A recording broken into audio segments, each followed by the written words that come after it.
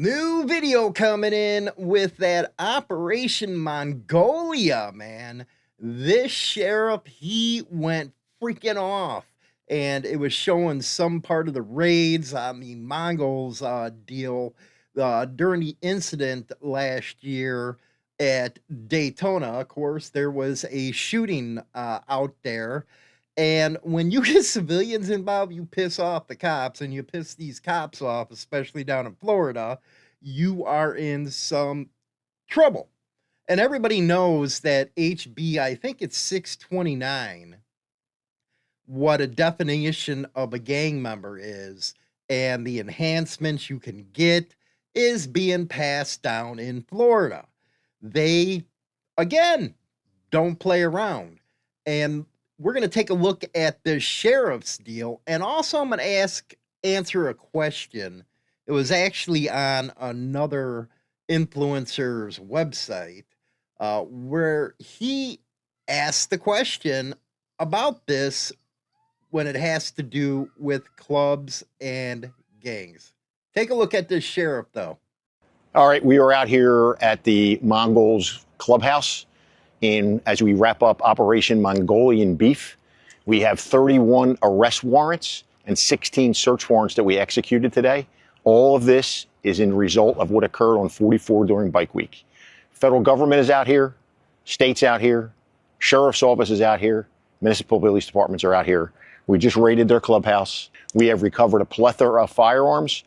And as I have said earlier, you lit the fuse when you acted like a bunch of scumbags on 44 and thought you were going to get away with it. Now, as we're running around seizing weapons, seizing cell phones, seizing iPads, this is just the beginning of the storm. We will be relentless in tracking down people that come into not only my community, but they come into this state and think they're going to operate a criminal enterprise. Any occupants of the Mongols clubhouse, this is a search warrant. Come out with your hands up. And please, do not think for a minute that the Mongols or any other motorcycle group is just these great people riding around having fun. The Mongols are recognized nationally as a domestic terroristic gang involved in extortion, murder, violent crime, theft, burglary, drugs, and they're recognized internationally. So today, law enforcement takes back the streets, and thank God nobody was killed out there. We know there were at least 7 guns out there and 4 shooters. You had people getting gas. You had kids inside of the gas station. We're not going to tolerate this lawless bullshit. We are coming to get you.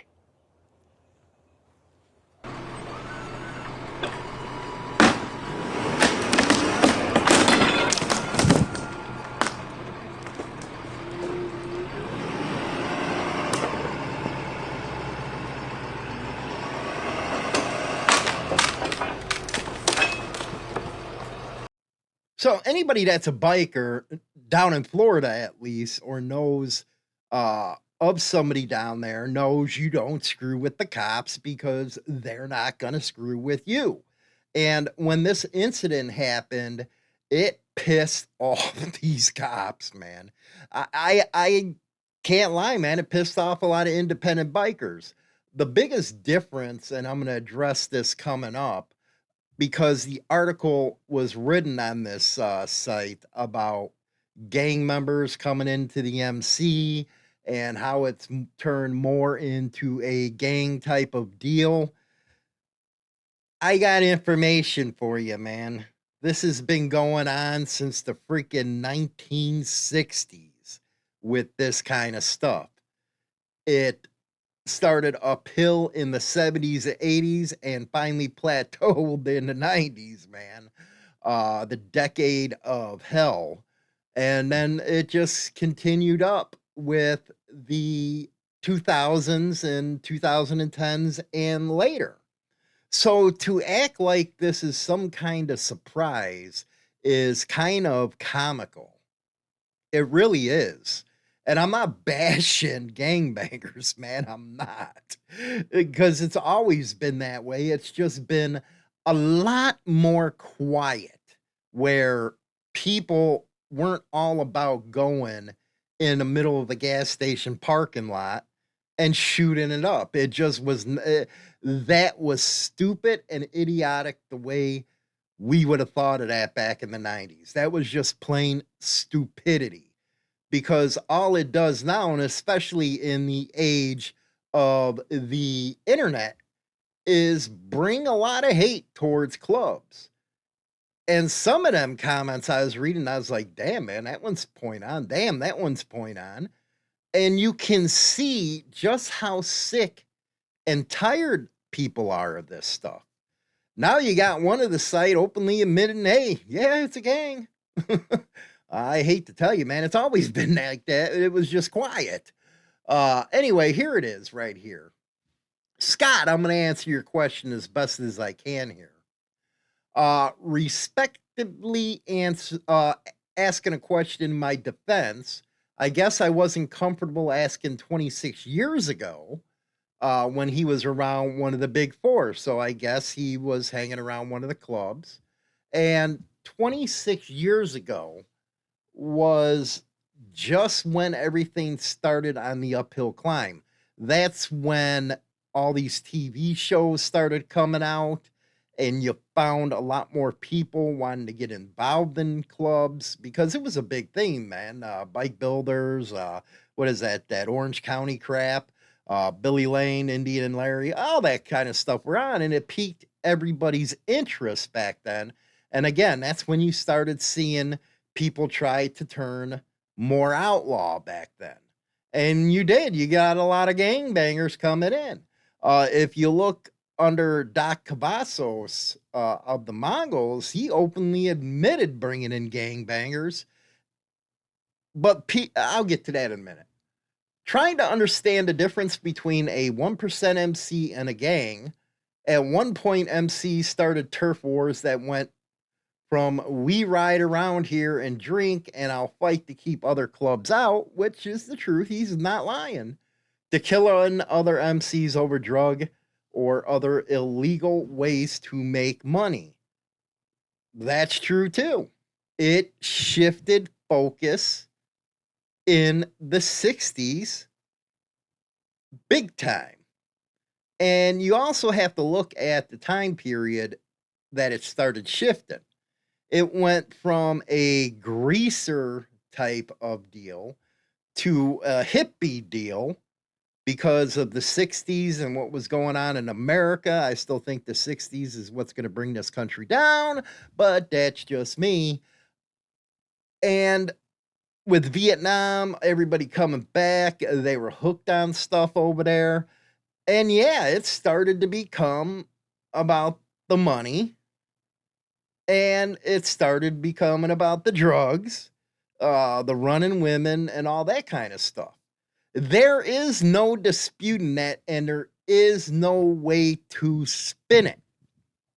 Especially you super supporters, man. You're always going to freaking be on your knees saying, no, that's not right, blah, blah, blah. But if things are to change, you got to be honest about what's going on. Especially you independent bikers, man. You're the ones really suffering from this kind of crap. Everybody says, why can't everybody get along? Well, you know what? I'm just going to put it out there. It is very hard to get a negotiated settlement after years and years of fighting, and then there's money involved. There's big money involved. It might not be the whole club. It might be chapters or individuals, but there is money involved. And when it comes to, like you said, turf wars, you got to protect what's yours to protect your business. Now, again, I'm not trying to group everybody into it, but we go back to the early 2000s under Doc, and yeah, a lot of people were brought into the Mongols that didn't have bike.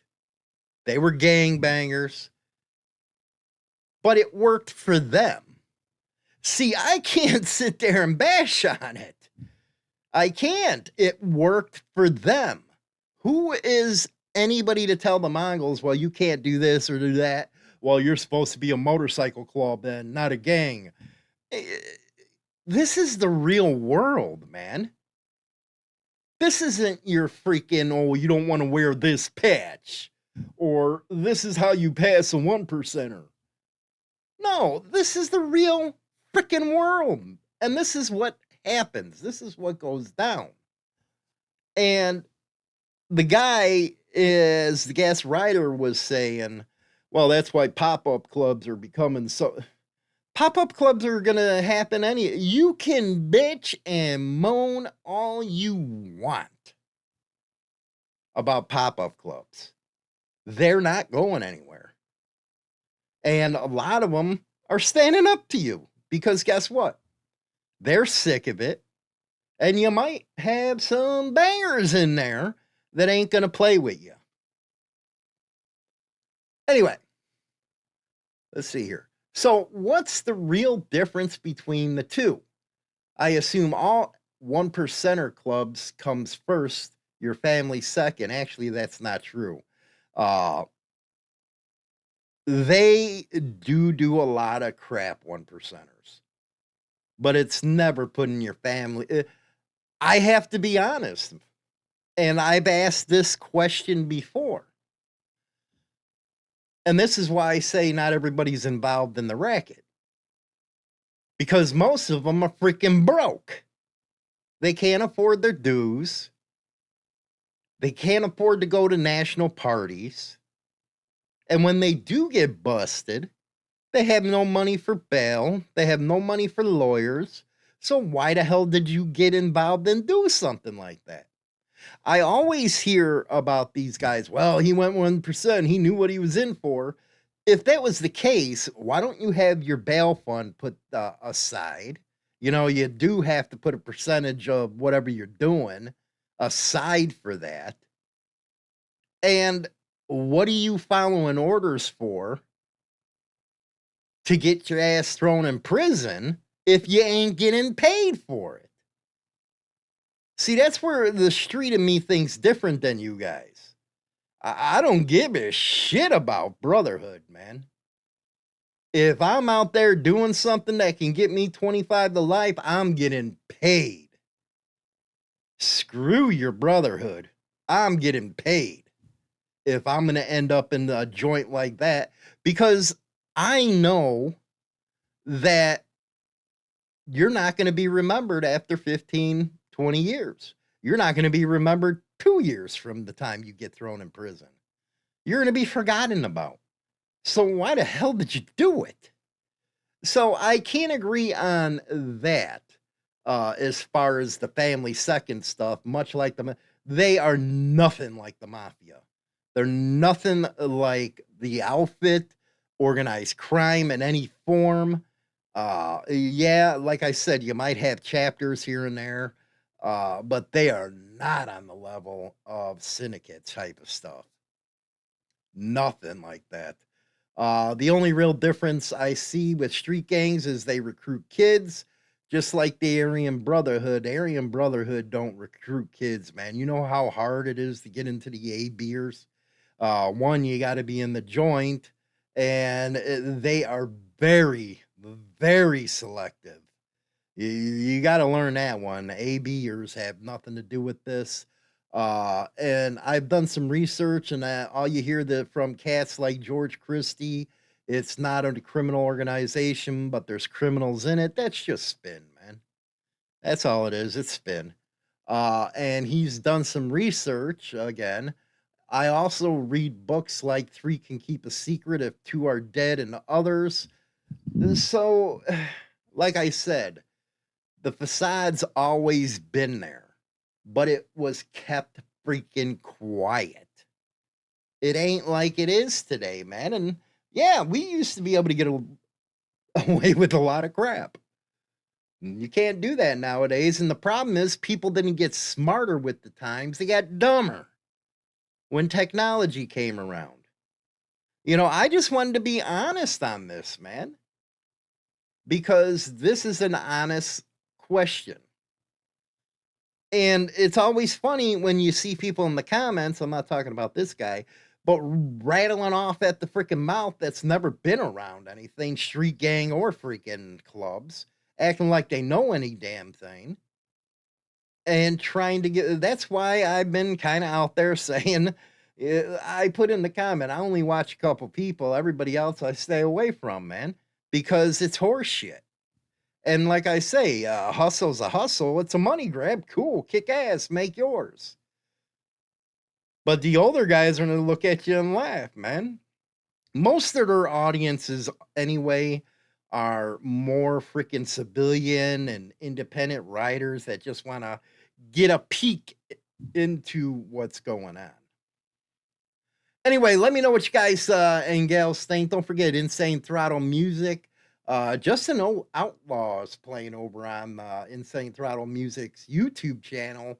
Only there it's playing, but go over there, check it out.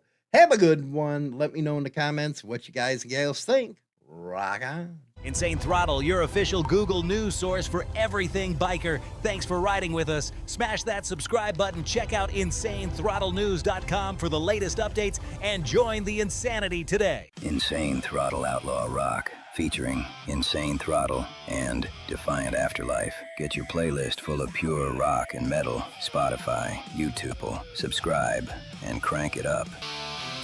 Now I'm back in the fight.